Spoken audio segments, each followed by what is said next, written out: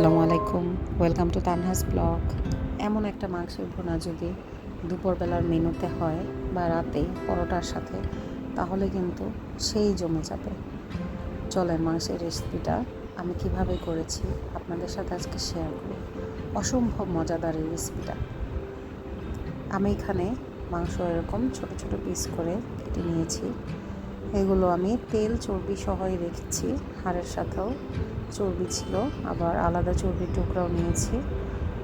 আজকে রান্নাটা করব আমি একদম পানি ছাড়া পেঁপে বাটা দিয়ে। এখানে আমি 2 চামচ মরিচের গুঁড়া, 1 চামচ হলুদের গুঁড়া, 1 চামচ ধনিয়া গুঁড়ো, 1 চামচ জিরা আর গরম মশলা গুঁড়ো আর পেঁপে বাটা, হাফ একটা পেঁপে বেটে আমি এখানে রেখেছিলাম, সেটা দিয়ে দিলাম। সব মশলাগুলো একসাথে নিয়ে স্বাদ মতো লবণ আর তেল দিয়ে আমি এটা প্রথমে ভালোভাবে মাখিয়ে নিব। খুব ভালোভাবে মাখিয়ে এটা অনেকক্ষণ ম্যারিনেট করে নিতে হবে। এটাকে খুব ভালোভাবে আমি মাখিয়ে নিব। আপনারা যারা আমার পেজটাকে এখনও ফলো করেননি কিন্তু আমার ভিডিওগুলো দেখেন, তাদের কাছে আমার একটা রিকোয়েস্ট থাকবে, প্লিজ ফলো করবেন, কারণ আমি আশা করি অনেক ভালো ভালো রেসিপি আপনারা দেখতে পারবেন। এখন এখানে আমি পেঁয়াজ বাটা, আদা রসুন আর জিরা বাটা দিয়ে আবার এটাকে ভালোভাবে মেখে একদম 1 ঘন্টার জন্য ম্যারিনেট করতে রেখে দিয়েছিলাম। এটা একটু সময় নিয়ে করবেন, কারণ এটা ম্যারিনেটের উপরেই পুরাটা রান্না নির্ভর করে।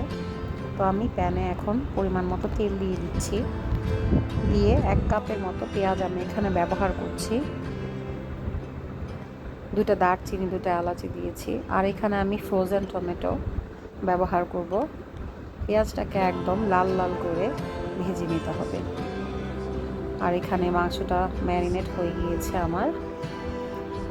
এখন আমি এখানে কয়েকটা গোলমরিচ দিয়ে দিচ্ছি, কালো আর সাদা মিলিয়ে গোলমরিচ। আর পেঁয়াজটাকে খুব ভালোভাবে ভেজে নিতে হবে। অবশ্যই পেঁয়াজটাকে লাল লাল করেই ভাজতে হবে, কারণ এই রেসিপিটা এটার উপরেই এটার স্বাদটা নির্ভর করে। মাংসগুলো আমি এখন এখানে দিয়ে দিচ্ছি। আপনারা বিশ্বাস করেন, যখন আমি এতে মাংসগুলো দিয়েছি এত সুন্দর একটা স্মেল বের হয়েছিল, আমি একদম অবাক হয়ে গিয়েছিলাম। আমার ভিডিওগুলো যদি আপনাদের ভালো লাগে তাহলে অবশ্যই শেয়ার করবেন, আপনাদের টাইম লাইনে রেখে দেবেন, যেন পরবর্তীতে আপনারা এটা দেখতে পারেন। ঢাকনি দিয়ে ঢেকে আমি 5 মিনিট রান্না করে নিয়েছি। তারপর ঢাকনিটা খুলে এখন আমি টমেটোগুলো দিয়ে দিচ্ছি। এই রান্নাটায় কোনো পানি ব্যবহার আমি করিনি। পেঁয়াজ আর মাংসের পেঁপে আর মাংসের মধ্যে থেকে যে পানিটা বের হয়েছিল সেটা দিয়েই পুরো রান্নাটা কমপ্লিট করতে হবে। আর অন্য কোনো মশলা এতে অ্যাড করা লাগবে না। এটার কালারটা এত সুন্দর হয়েছিল বাস্তবে দেখতে, ভিডিওতে কেমন দেখা যাচ্ছে আমি জানি না। আমি এভাবে 5 মিনিট পর পর ঢাকনা দিয়ে ঢেকে রান্না করে নিয়েছি, বারবার উঠিয়ে।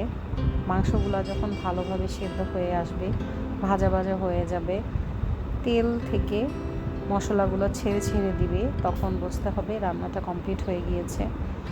অনেক মজাদার একটা রেসিপি ছিল, আপনারাও এভাবে ট্রাই করে দেখবেন আর আমাকে কমেন্ট করে জানাবেন আমার রান্নাগুলো আপনাদের কেমন লাগে।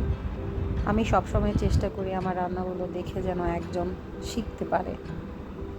আমি নিজেও তেমন একটা ভালো রান্না পারি না, কিন্তু চেষ্টা করি।